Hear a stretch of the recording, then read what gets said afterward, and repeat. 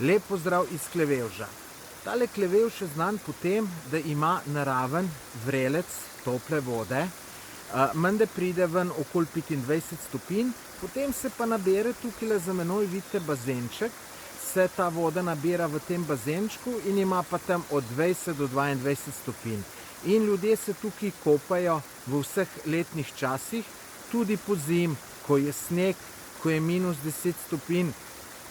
To nameravam preprobati tudi jaz letos. Tudi danes je bilo zelo veliko kopalcev. Jaz sicer nisem s sabo vzel kopalk, tako da se ne morem skopati, ampak bom pa zagotovo to izkoristil drugič. Ta Klevevž se nahaja tukaj zelo blizu Šmarjeških Toplic. Vtipkate v Google in vas pripelje navigacija do tukaj.